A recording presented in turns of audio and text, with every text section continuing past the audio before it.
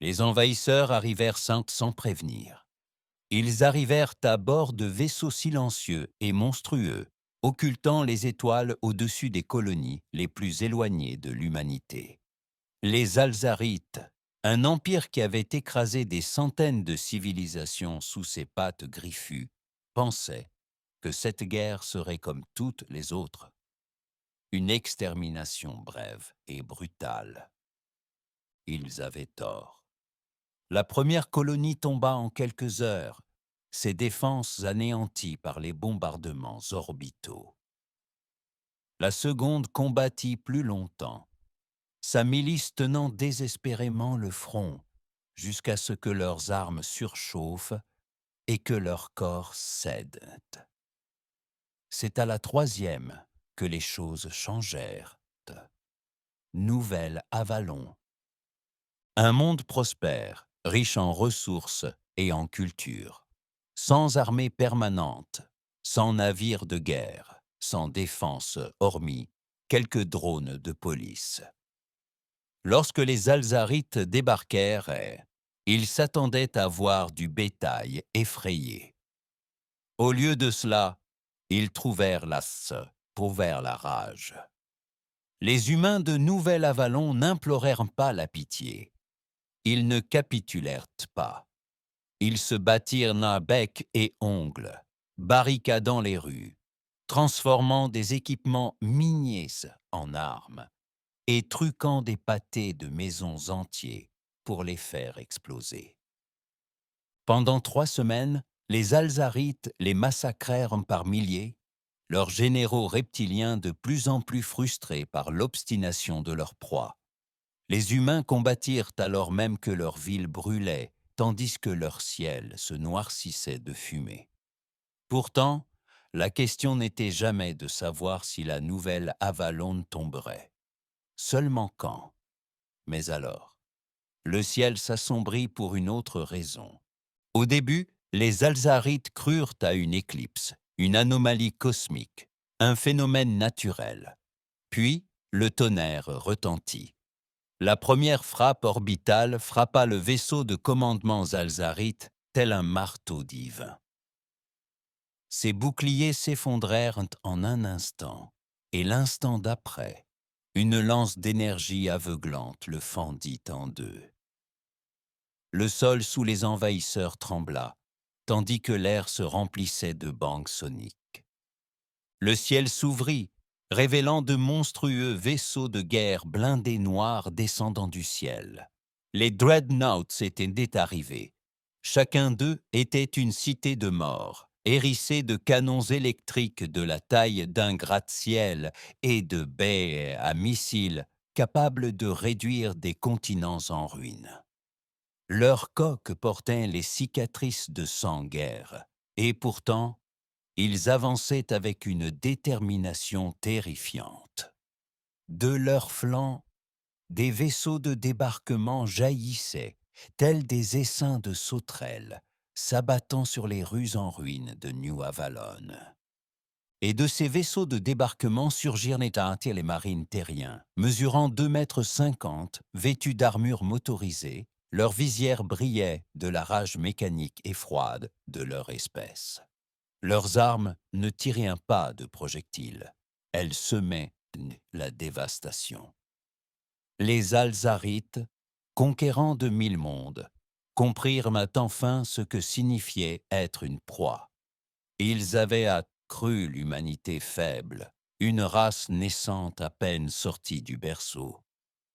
Mais ils avaient oublié une vérité, une légende murmurée parmi les rares espèces ayant survécu à la guerre contre l'humanité. Si vous attaquez l'humanité, que Dieu vous vienne en aide lorsque ces machines de guerre arriveront. Et tandis que les cuirassés faisaient dépleuvoir le feu sur les envahisseurs, que les marines terriens les écrasaient sous leurs bottes, que le dernier général Zalzarite, survivant, hurlait dans le vide pour implorer pitié, personne ne répondit. Seule la mort subsistait. Les Alzarites n'avaient jamais connu une telle peur. Leur empire avait conquis et anéanti plus d'une centaine d'espèces. Ils avaient incendié des planètes, écrasé des rébellions et réduit des civilisations entières à l'état de notes de bas de page de l'histoire.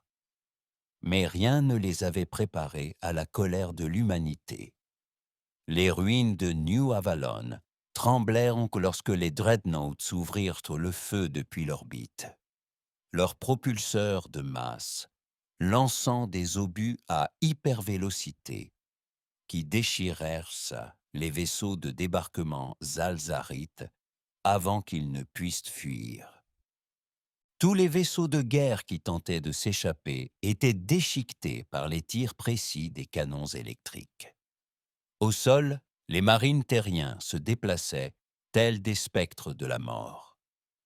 Ils avançaient dans les rues en ruine, avec une efficacité impitoyable.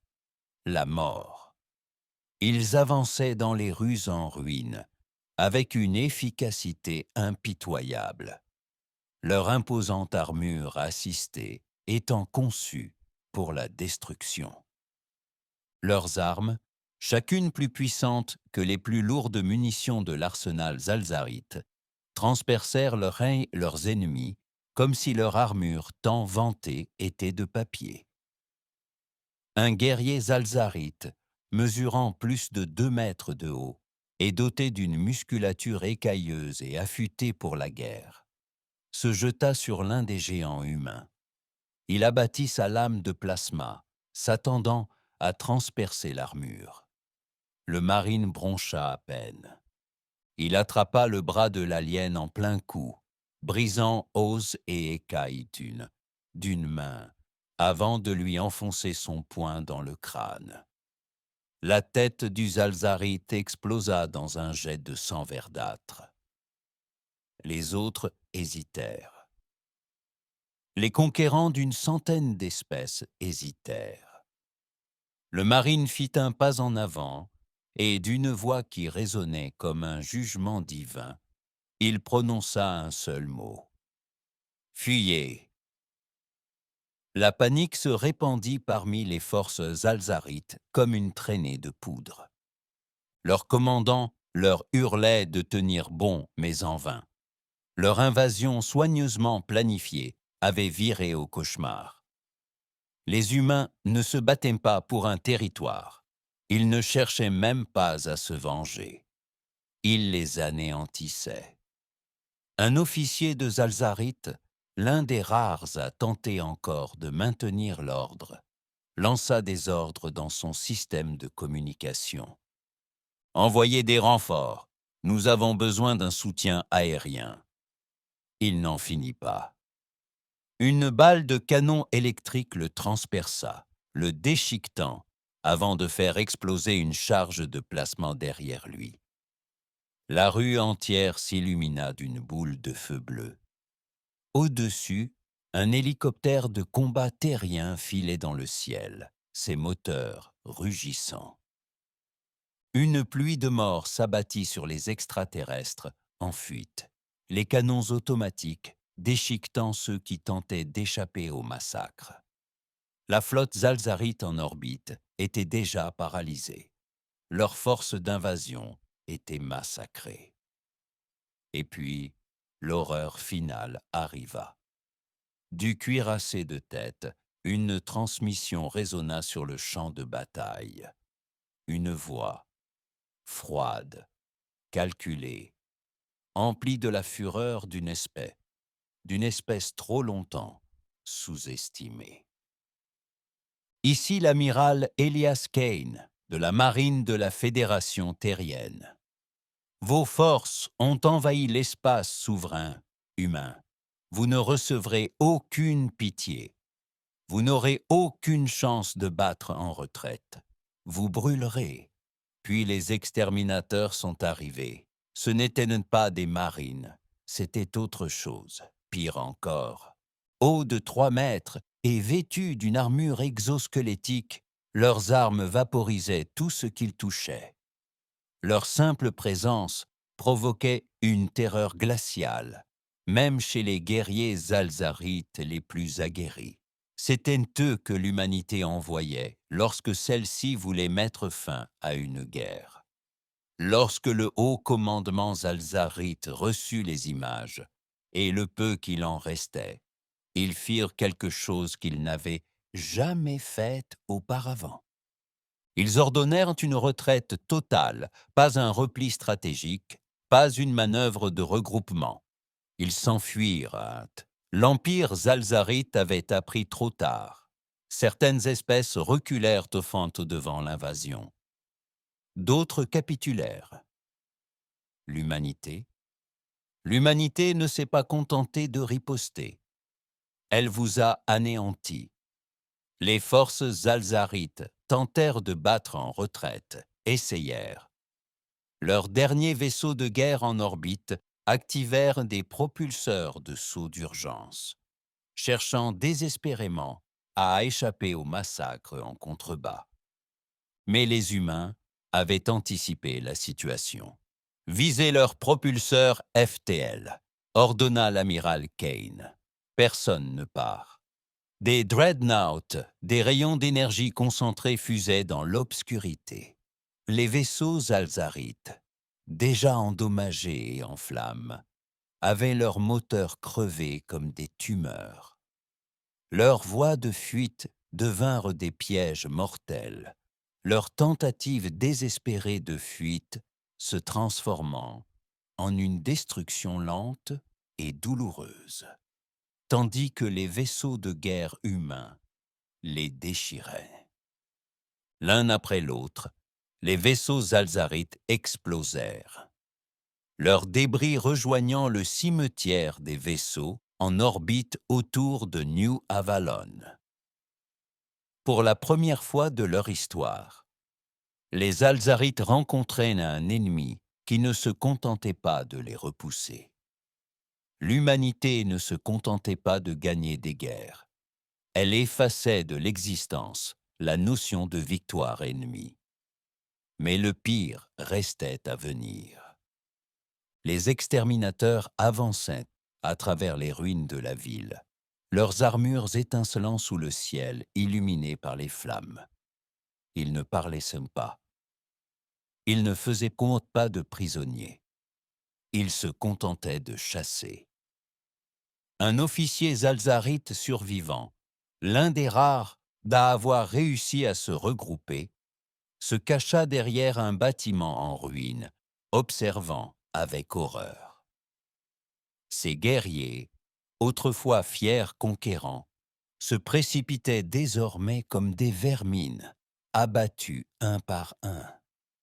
Un camarade proche, un jeune guerrier, tremblait. « Commandant, que faisons-nous » L'officier déglutit, la gorge sèche. « Nous nous rendons. » Ces mots avaient un goût de cendre. Son peuple ne s'était jamais rendu auparavant.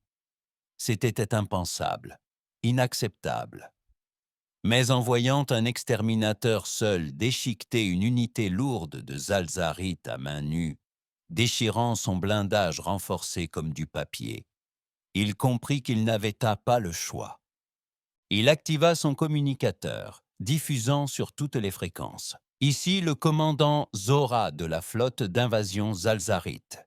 Nous nous rendons, nous nous rendons. Le silence retomba sur le champ de bataille. Les forces zalzarites restantes laissèrent tomber leurs armes, agenouillées dans les rues dévastées, les mains levées. L'espace d'un instant, l'espoir brilla dans le cœur du commandant. Peut-être les humains feraient-ils preuve de clémence. Puis la réponse arriva. Ce ne fut pas l'amiral Kane qui répondit. C'était une voix de femme, froide, calme et impitoyable. « Rendez-vous. » Un silence. « Non. » Et puis, les exterminateurs ouvrirent le feu. Ils n'hésitèrent pas. Ils ne s'arrêtèrent pas. Ils exécutèrent le Zalzarite avec une efficacité terrifiante. Aucun survivant, aucun prisonnier, aucune chance. Le commandant Zora eut à peine le temps de crier qu'une balle de plasma vaporisa son crâne. Les derniers envahisseurs moururent étouffés par leur propre sang, leurs corps abandonnés là où ils étaient tombés. La nouvelle Avalon était tachée de vert par le sang de Zalzarith, et l'humanité ne les pleura pas. Ce n'était pas seulement une vengeance, c'était un message. Quelques jours plus tard, la planète natale des Zalzarites reçut la transmission. Leur empereur, autrefois craint au-delà des étoiles, vit avec horreur le visage de l'amiral Caïn apparaître à l'écran. « C'était votre seul avertissement, dit-il. Vous êtes venus sur nos mondes, vous avez massacré notre peuple, et maintenant vous en connaissez le prix. » Derrière lui, des images de l'extermination défilaient. Les corps des Zalzarites brûlés et brisés. Leurs navires de guerre réduits à l'état d'épave, à la dérive. Leurs guerriers, puissants conquérants, traqués comme des bêtes. L'amiral Cain se pencha en avant, le regard tranchant comme une lame. « Si vous respirez à nouveau en direction de l'humanité, nous ne nous arrêterons pas à votre flotte. Nous viendrons pour vos mondes. Nous viendrons pour vos villes. Et nous réduirons votre espèce entière en un souvenir. » La transmission fut coupée. Le silence s'abattit dans la salle de guerre de Zalzarith. L'empereur, un être qui avait autrefois ordonné la mort de milliards d'êtres humains sans hésitation, trembla. Pour la première fois dans l'histoire de leur empire, ils connurent la peur. Et à travers la galaxie, des rumeurs se répandirent parmi les nations extraterrestres. Les humains, une espèce autrefois ignorée et considérée comme faible, avaient fait preuve d'une terrifiante puissance. Ils n'étaient pas de simples survivants. Ils étaient les monstres redoutés par les cauchemars. L'Empire Zalzarite était au bord de l'effondrement. La nouvelle du massacre de New Avalon se répandit plus vite que toute annonce officielle. La brutalité de la réaction humaine provoqua une onde de choc au sein des conseils de guerre de l'Empire. Des flottes entières se turent, les généraux refusèrent d'obéir aux ordres. L'empereur lui-même s'était retiré dans l'isolement, ses conseillers murmurant des négociations de reddition sans précédent. Un acte jamais envisagé dans l'histoire des Zalzarites. Mais les Zalzarites n'étaient pas les seuls à observer. À travers la galaxie, d'autres empires, dont beaucoup salivaient, autrefois à l'idée de se partager les colonies de l'humanité, se trouvèrent soudain à revoir leurs ambitions. Le domaine Varati, dont les guerriers insectoïdes s'étaient longtemps enorgueillis de leur. En pleine expansion, ils retirèrent brutalement leur flotte frontalière de l'espace humain. Le syndicat Kalat, empire du crime qui pratiquait le trafic d'esclaves humains depuis des années, cessa subitement tout commerce humain du jour au lendemain. Leurs stations disparurent discrètement de l'espace connu, leurs dirigeants se cachant. Même le Concordat séraphique, une race avancée et isolationniste, qui avait longtemps jugé l'humanité trop primitive pour la diplomatie, ouvrit des canaux de communication avec la Fédération terrienne pour la première fois de l'histoire. Une chose était claire, les humains avaient changé les règles, mais l'humanité n'en avait pas fini. L'amiral Cain se tenait à bord du TFS Judicator, son cuirassé amiral, tandis que les derniers rapports de New Avalon défilaient sur son écran. 0 survivant de Zalzarith, 0 victime humaine civile après la libération. Aucun vaisseau de guerre ennemi n'a pu s'échapper. Une victoire parfaite, absolue. Son message était clair. L'humanité ne serait plus une proie, ni maintenant, ni plus jamais. Mais maintenant, il fallait prendre une décision. Derrière lui, La grande stratège Vera Lynn, l'une des tacticiennes les plus redoutées de la Fédération, s'exprima froidement. Nous devons les achever, se tourna Cain vers elle. Ils sont déjà brisés.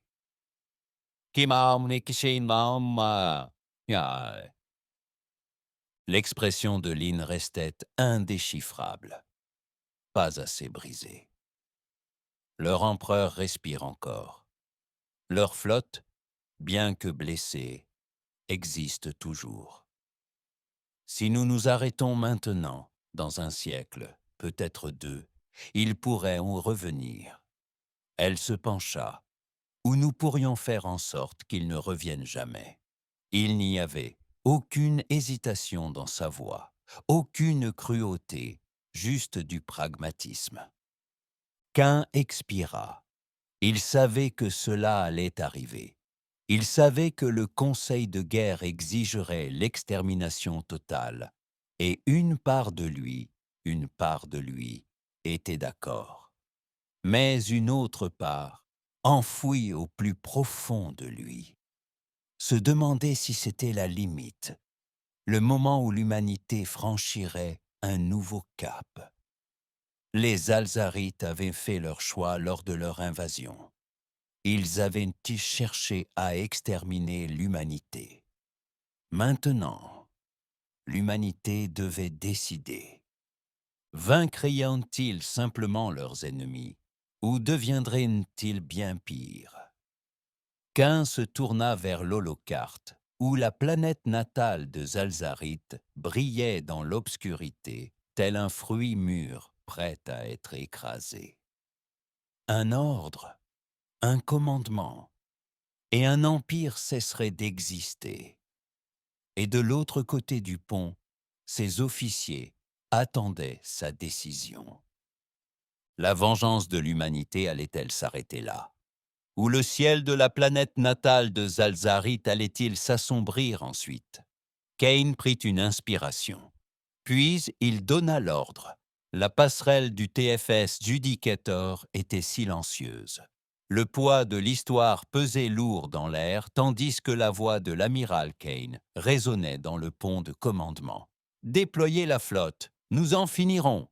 À travers l'immensité de l'espace, la machine de guerre de la Fédération terrienne rugissait. Des centaines de vaisseaux, dreadnoughts, cuirassés et destroyers, alignés avec une précision parfaite, leurs moteurs massifs brûlant comme des étoiles mourantes. Au cœur de la formation se dressaient trois des armes les plus terrifiantes de l'humanité. Les purificateurs. Ce n'étaient pas des vaisseaux. C'étaient des formes créées par le jugement. D'énormes plateformes d'armes mobiles conçues pour l'annihilation planétaire. Elles ne transportaient ni troupes, ni diplomates, ni conditions de reddition. Elles transportaient le feu de l'enfer et se dirigeaient droit vers la planète natale de Zalzarite. Sur Zalzar, la capitale de l'empire Zalzarite, la panique avait atteint son paroxysme. L'empereur, figé sur son trône, observait les rapports qui affluaient. Des vaisseaux humains approchaient. Toute tentative de négociation était ignorée. Les défenses orbitales étaient prêtes, mais le temps de survie était estimé à moins d'une heure. Les puissantes flottes de l'Empire avaient disparu. Leurs guerriers, conquérants d'une centaine de civilisations, avaient été réduits en cendres. Et maintenant, les humains s'en prenaient au cœur. L'empereur se tourna vers son conseil de guerre. « Que faisons-nous » Ces mots avaient un goût de peur, une peur qu'aucun Zalzarite n'avait jamais connue. Personne ne répondit, car il n'y avait plus rien à faire. La flotte humaine arriva. Les défenses orbitales de Zalzar ouvrirent le feu dès leur apparition, dernier rempart désespéré. Le ciel s'embrasait tandis que les canons anti-vaisseaux déchaînaient des torrents de plasma et de projectiles cinétiques. Les plateformes de défense lançaient des missiles nucléaires dans le vide. Peu importait. L'humanité avait déjà vu cela. Pour chaque coup tiré, les vaisseaux de guerre terriens ripostaient par 1000 coups. Les canons électriques des dreadnoughts détruisaient les stations orbitales avant même qu'elles ne puissent verrouiller une cible. Des essaims de drones bombardiers sillonnaient le chaos, réduisant les défenses planétaires à de simples cratères fumants. Puis, les purificateurs entrèrent en position. Un silence s'abattit sur le champ de bataille.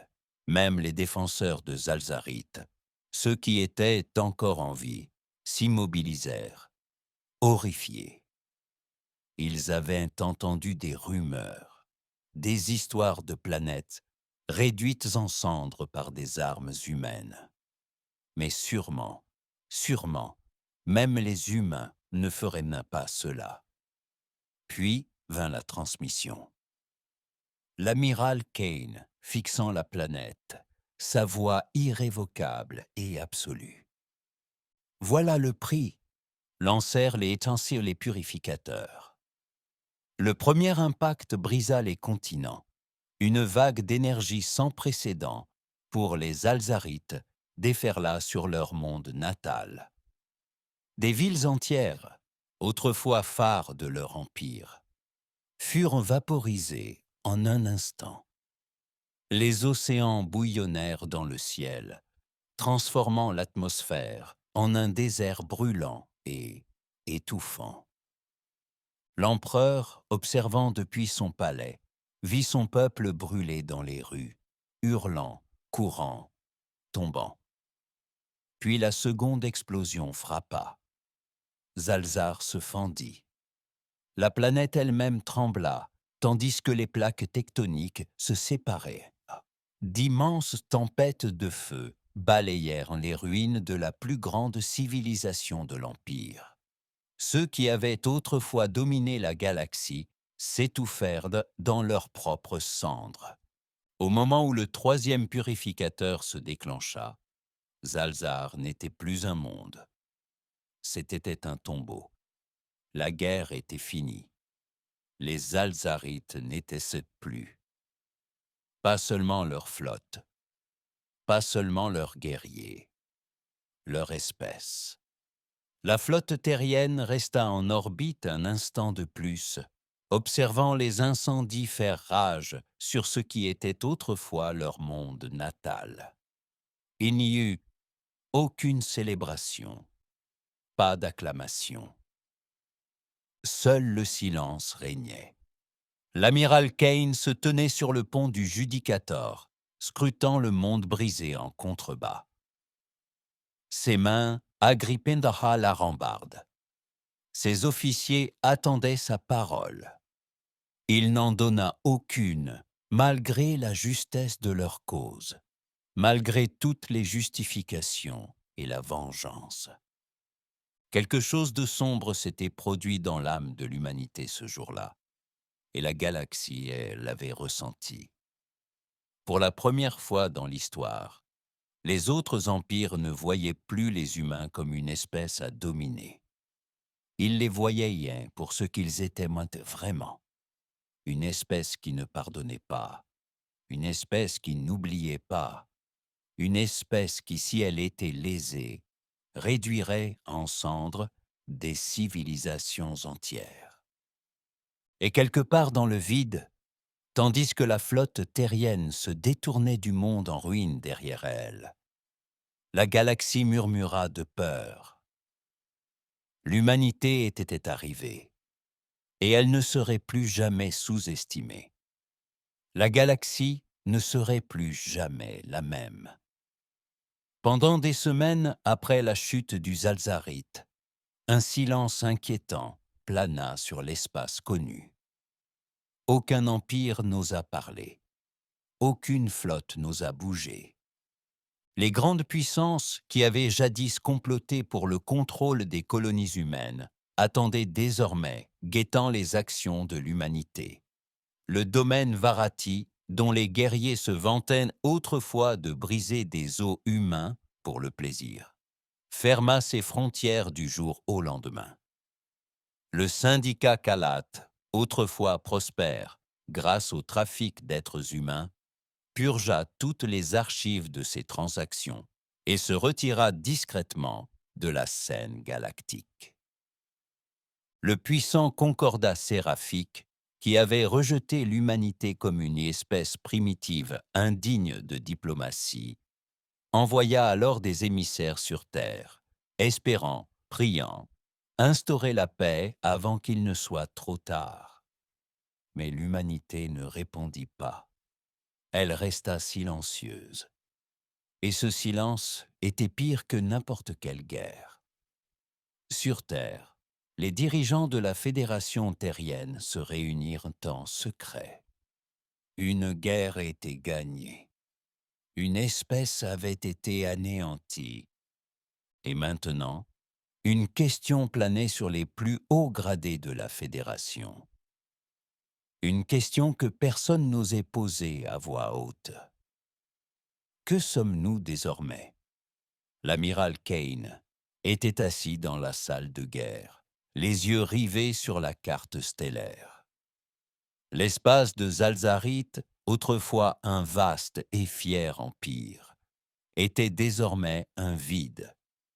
Plus aucun signal, plus aucune transmission, que l'obscurité. De l'autre côté de la table, la grande stratège Vera Lynn rompit le silence. Les Varati sont les suivants. Kane ne réagit pas. Lynn se pencha en avant, la voix mesurée, calculée. Ils ont été les premiers à nous tester. Ils ont asservi notre peuple. Ils ont brûlé nos colonies. Ils ont applaudi la destruction de nos navires. Maintenant, ils ont peur. Ils ont battu en retraite. Mais la peur s'estompe. Les souvenirs s'estompent. Elle croisa le regard de Caïn. Si nous nous arrêtons là, si nous les laissons se rétablir, nous recommencerons cette guerre dans 100 ans. Les doigts de Caïn se resserrèrent autour de la table. Il avait donné l'ordre d'anéantir les Alzarites. Il avait vu leur monde brûler, leur ville s'effondrer. Il avait clairement fait passer le message de l'humanité. Mais maintenant, c'était différent. Les Varati n'éteignaient pas les Alzarites. Ils n'avaient pas envahi la terre. Ils n'avaient fait pas incendier la nouvelle Avalon. Ils avaient asservi les humains, certes. Ils avaient combattu des colonies humaines, certes. Mais ils n'avaient jamais déclaré la guerre totale. Les détruire ne serait pas une vengeance, ce serait une conquête. Et Caïn n'était pas sûr que l'humanité soit prête, ou pire, si elle l'était déjà. Il expira et se leva, ou pire, s'il l'était déjà. Il expira et se leva. Non, le mot transperça la pièce comme une lame. L'âne haussa un sourcil. Non. Caïn soutint son regard. La guerre est finie. Nous avons gagné. Nous n'avons pas besoin de devenir ce qu'il craignait que nous soyons. Silence. Puis une voix dans l'ombre. Et si nous l'étions déjà? Tous les regards se tournèrent vers la porte. Un homme s'avança, grand, sévère, son uniforme noir sans un signe. Directeur Elias Crow, le chef de la direction du renseignement terrien, l'homme qui avait orchestré la réponse humaine depuis l'ombre. L'homme qui avait orchestré la réponse humaine depuis l'ombre. Crow s'avança dans la lumière, le regard froid. « Vous pensez que la guerre est finie ?» Il laissa échapper un rire sec. « Non, amiral, elle ne fait que commencer. » Kane fronça les sourcils. « Expliquez. » Crow se tourna vers la carte des étoiles, et appuya sur quelques commandes. L'image changea. Soudain, ce n'était plus seulement l'espace Varati, ni celui du syndicat Kalath, ni celui des Séraphins. C'était la galaxie entière, surlignée en rouge, s'étendant sur des centaines de systèmes, quelque chose que Kane n'avait jamais vu auparavant. « Qu'est-ce que c'est » demanda Kane à voix basse. Les lèvres de Crow se retroussèrent en un semblant de sourire. « La vérité, dit-il, c'est ce que personne ne vous a dit, amiral. C'est ce que les politiciens avaient trop peur de révéler. C'est pourquoi nous n'étions jamais censés nous arrêter aux Alzarites. » La mâchoire de Caïn se serra. « De quoi parlez-vous » Corbeau s'avança, sa voix devenant tranchante comme un rasoir. « Vous pensiez que les Alzarites étaient l'ennemi. Vous pensiez que les Varati étaient une menace. Mais ils ne sont rien. Ce ne sont que des joueurs dans un jeu bien plus vaste que vous ne l'imaginiez. » Il zooma. Une zone noire apparut au bord de la carte galactique. Un lieu sans histoire, sans empire connu, juste le silence. Kane plissa les yeux. « Qu'est-ce que c'est » souffla Crow. « Ce qui arrive. » Un frisson parcourut la pièce. Même Lynn, toujours calme, se raidit légèrement. Caïn croisa les bras. « Qui » La voix de Crow était sombre. « Les architectes. » Ce nom provoqua un sentiment de malaise au sein du conseil de guerre. Cain ne l'avait jamais entendu auparavant, mais la réaction des autres le lui confirma. Il fit un pas en avant. « Explique-moi. » L'expression de Crow se durcit. « Vous pensez que nous avons gagné, amiral, mais nous n'avons jamais lutté pour notre survie. » Il agrandit encore la carte. D'autres zones noires apparurent. Des dizaines, des centaines, des secteurs entiers de la galaxie, vides, silencieux, morts. La voix de Corbeau se réduisit à un murmure. Nous ne luttions pas pour vivre. Nous luttions pour prouver que nous en étions dignes.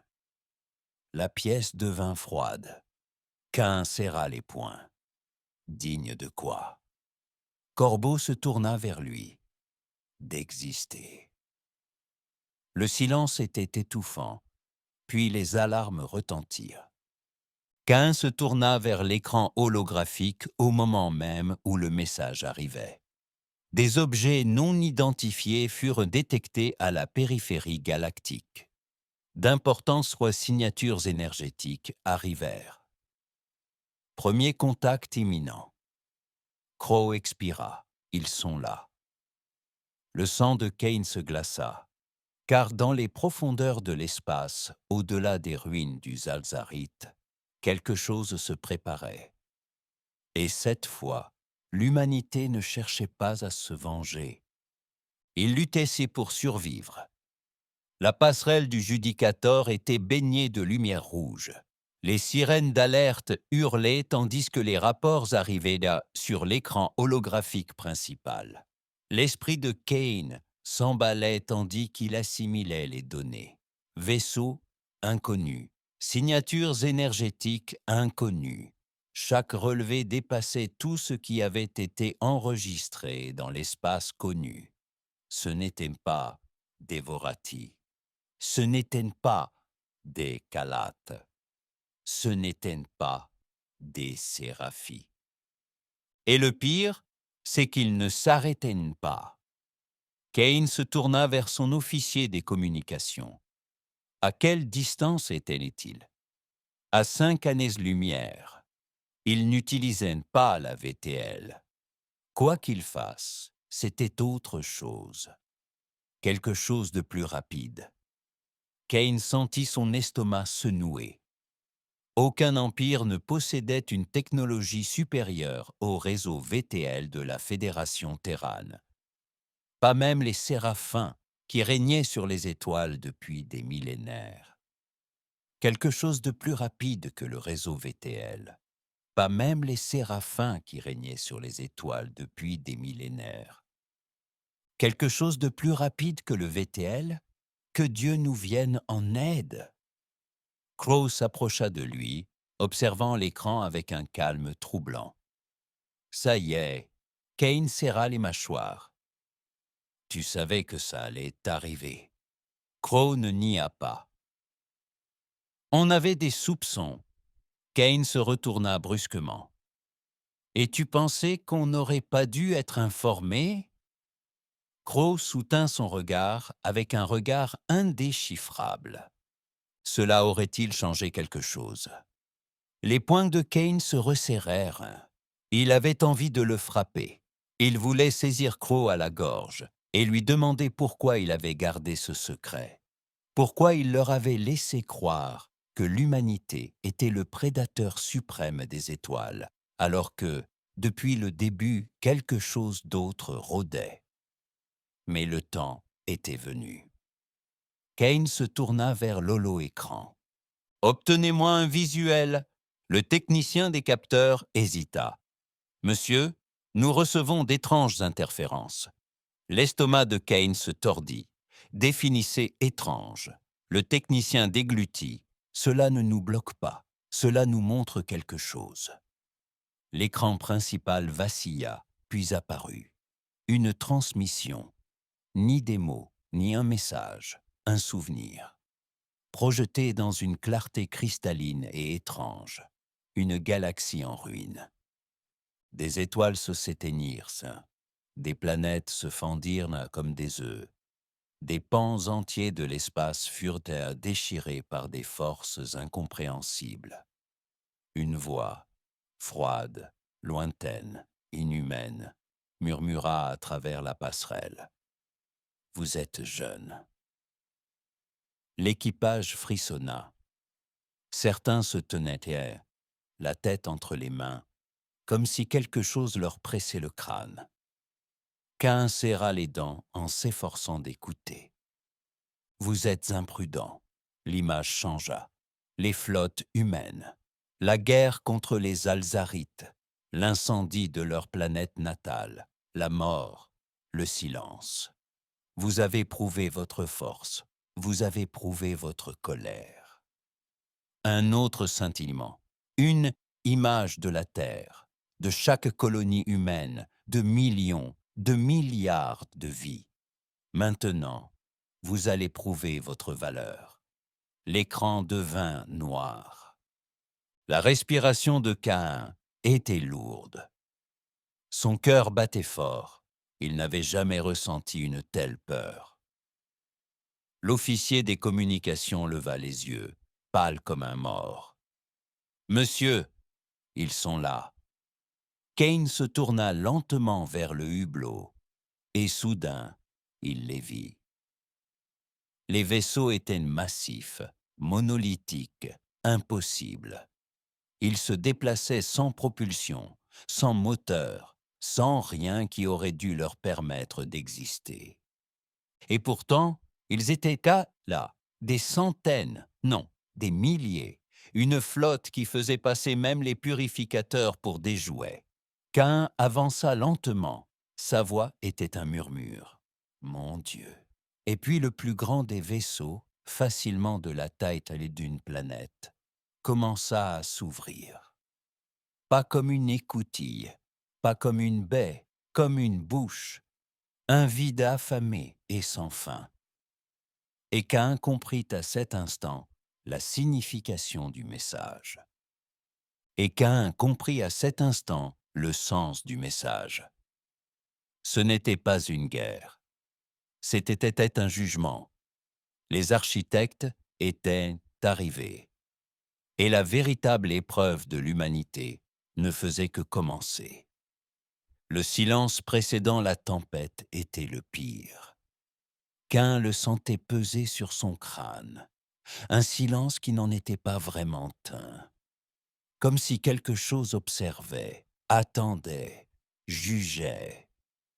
Chaque respiration lui semblait plus lourde, comme si l'air lui-même avait été alourdi, par la présence de ces créatures, les architectes. C'est ainsi que Crow les avait appelés, un nom prononcé à voix basse dans les profondeurs des réseaux de renseignement. Un nom qui n'avait jamais été enregistré, jamais reconnu, car les reconnaître signifiait accepter une terrible vérité. L'humanité n'était pas au sommet de la chaîne alimentaire. Il existait des forces extérieures, au-delà des empires, au-delà des dieux. Et maintenant, ces forces étaient là. Et maintenant, ces forces étaient arrivées. Kane se tourna brusquement vers son officier tactique. Où en était la flotte? L'homme était pâle, mais gardait son sang-froid. Les dreadnoughts étaient en formation. Les escadrons d'escorte se tenaient prêts. Nous sommes prêts au combat, commandant. Kane expira.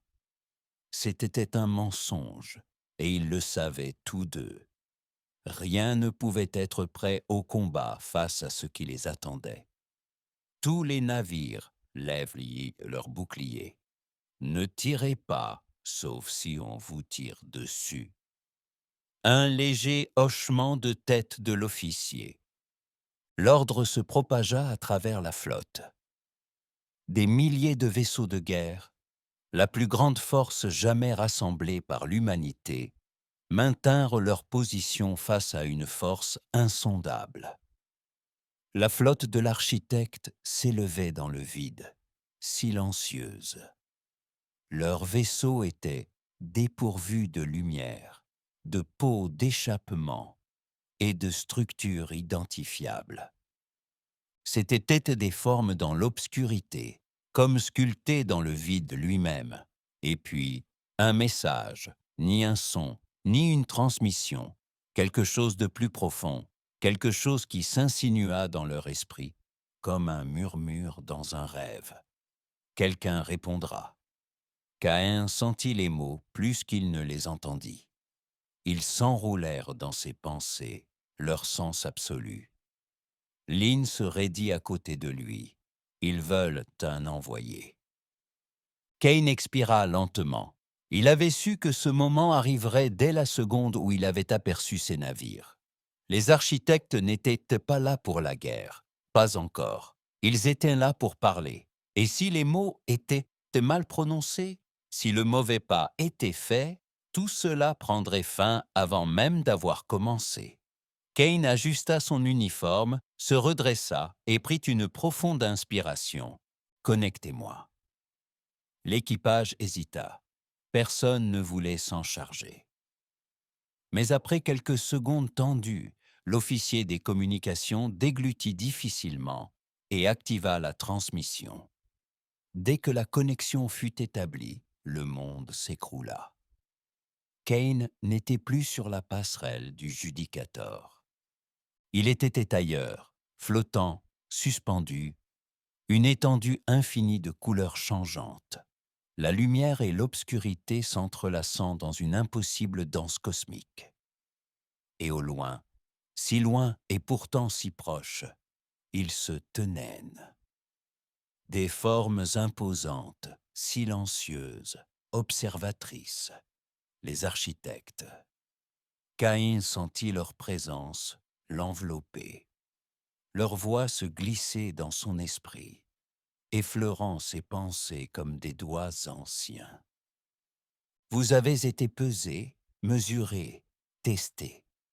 Vous avez brûlé, massacré, pris les étoiles, et vous les avez revendiquées. Les visions ont déferlé.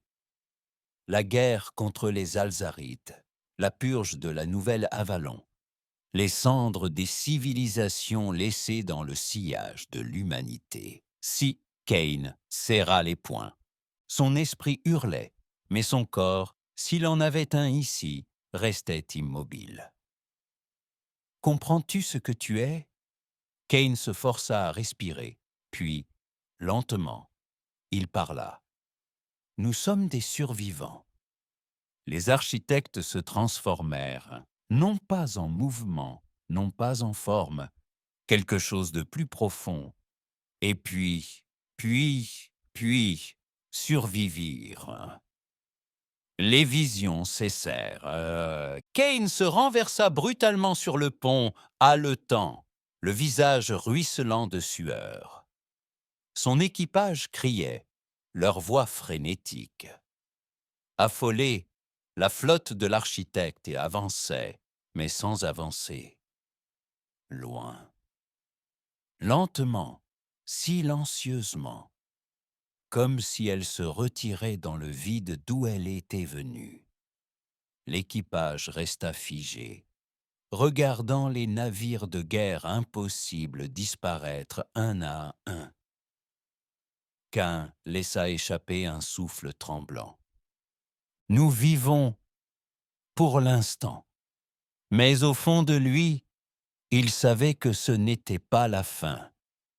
Les architectes n'étaient pas venus pour détruire, mais pour voir, pour observer, pour juger. Et un jour, ils reviendraient. Et alors, l'humanité serait confrontée à une épreuve ultime.